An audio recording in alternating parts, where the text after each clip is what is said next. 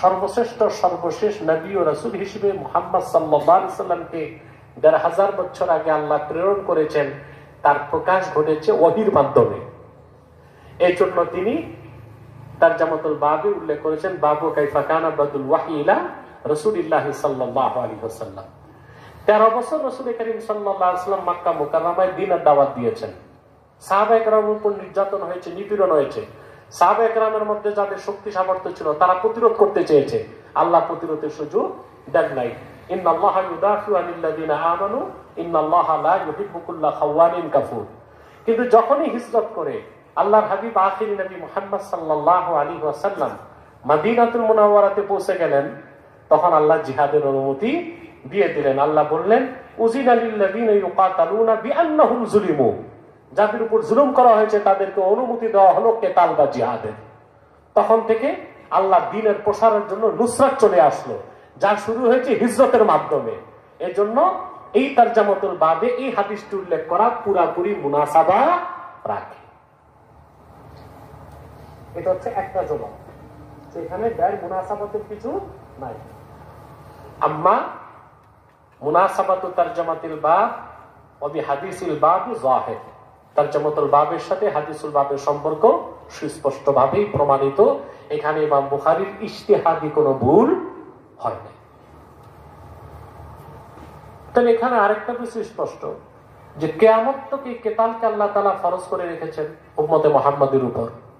আর পৃথিবীতে জুলুম থেকে মুসলমানদের বাঁচার জন্য সংলাপ কোনো ব্যবস্থা না, কেতাল হচ্ছে সমাধান। কেতাল কি সমাধান। আজকে যে ফিলিস্তিনের মানুষ মার খাচ্ছে কি জন্য? সবাই সংলাপে বসতেছে, জাতিসংঘের কাছে ধর্ণা দিচ্ছে, ঠিক না? কিন্তু ফিলিস্তিনের মুসলমানরা অস্ত্র হাতে তুলে নেবার পর কিছুটা তো জবাব হচ্ছে। কিন্তু আশেপাশের যে রাষ্ট্রগুলো আছে, জর্ডান, সিরিয়া, তুরস্ক আর মিশর, তারা যদি সহযোগিতা করত, আমার মনে হয় বাংলাদেশ থেকে 10 লক্ষ লোক জিহাদ করার জন্য পৌঁছে যেত ফিলিস্তিনে।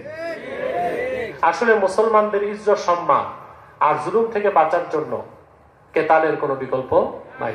আর মুসলমানদের সম্মান, ইজ্জত, মর্যাদা রক্ষায় খেলাফতের কোনো বিকল্প নাই। বড়ই আফসোস যে আজকে কালেমার পতাকা নিয়ে বের হওয়াকে আমরা আয়েব মনে করি। চিন্তা করেন, এই যে গতকাল একটা মার্চ ফর গাজা দেখেছেন না আপনারা? সারা দেশ থেকে প্রচুর সংখ্যক লোক একত্রিত হয়েছে। তো একদিন আগে ঘোষণা দেওয়া হলো ফিলিস্তিনের পতাকা আর বাংলাদেশের পতাকা ছাড়া আর কোনো পতাকা নেওয়া যাবে না, অর্থাৎ কালেমা খচিত পতাকা নেওয়া যাবে না।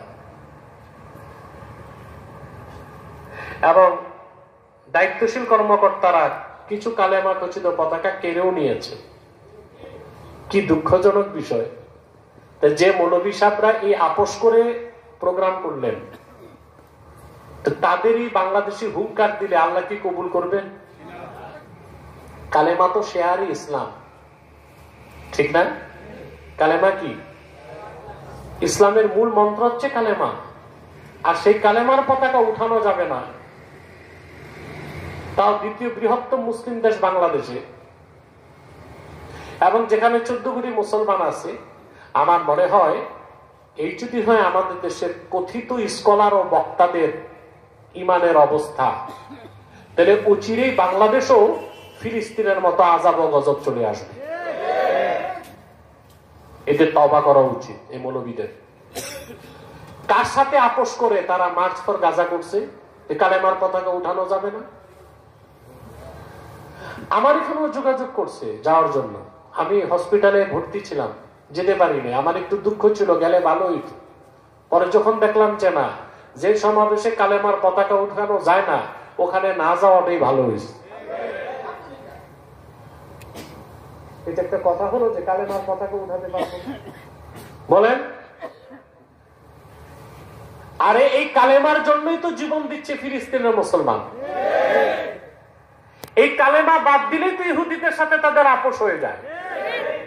এই কালেমার জন্য তারা জীবন দিচ্ছে, আর তাদের পক্ষে মার্চ ফর গাজায় কালেমার পতাকা নেওয়া যাবে না। এই মৌলবী আর প্রবক্তা বক্তাদেরকে চিনে রাখুন যে এদের কানেক্টিভিটি আসলে কোথায় কার সাথে, এগুলো জাতিকে বোঝা উচিত। আমি তো মনে করি বাংলাদেশে মার্চ ফর কালেমা আরেকটা মার্চ হওয়া উচিত। লাখো মানুষ যেখানে কালেমার পতাকা নিয়ে হাঁটবে, আজ হোক কাল হোক হবে এটা বাংলাদেশে ইনশাল্লাহ। মার্চ ফর কালেমা হওয়া উচিত। অজুহাত দেয় ওনাদের আব্বা খেতে যাবে আমেরিকা, আইএস কালো পতাকা ব্যবহার করে। আশ্চর্য কথা, কালেমা তো ইসলামের সম্পদ, এটা তো আইএস এর না। আইএস তো পাগড়ি লাগায়, পাগড়ি ফেলে দাও। আইএস তো টুপি লাগায়, টুপি ফেলে দাও। আইএস তো দাড়ি রাখছে, দাড়ি চেষে ফেলে দাও।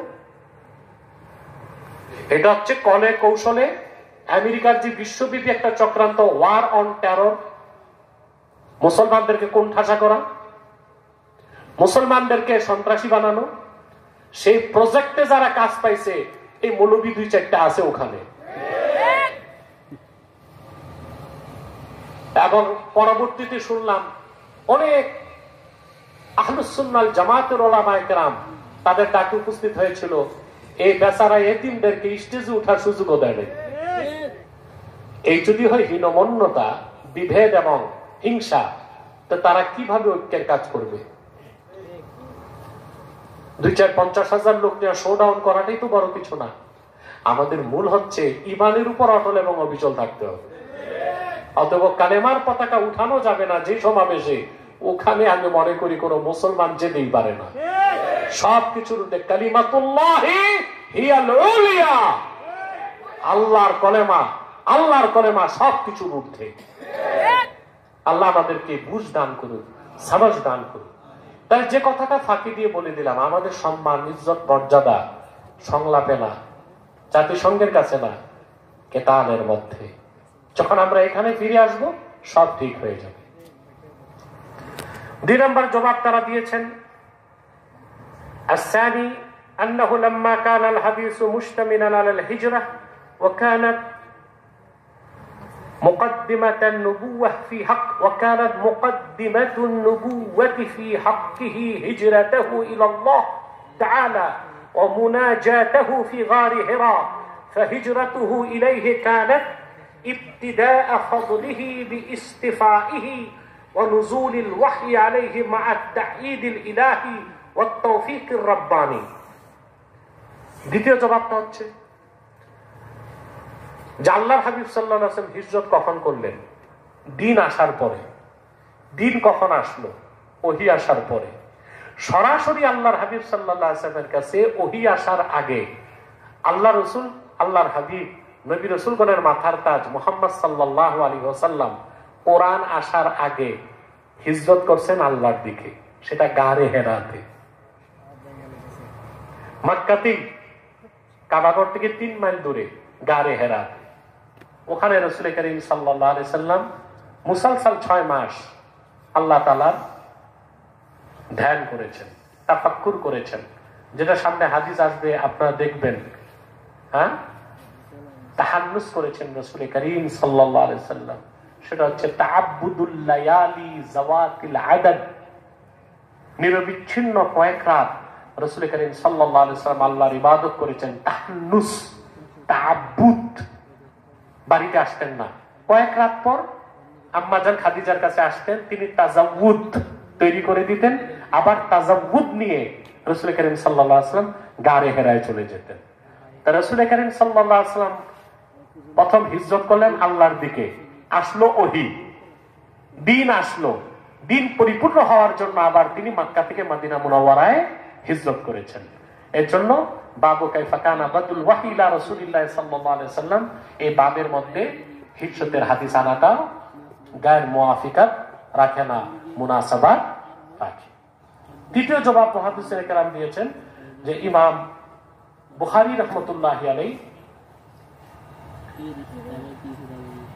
সহিহুল বুখারীতে নিজের পক্ষ থেকে কোনো খুতবা, কোনো বক্তব্য, কোনো ভূমিকা না রেখে সরাসরি নিয়তের হাদিসটিকে মুকাদ্দামা হিসেবে উল্লেখ করেছেন।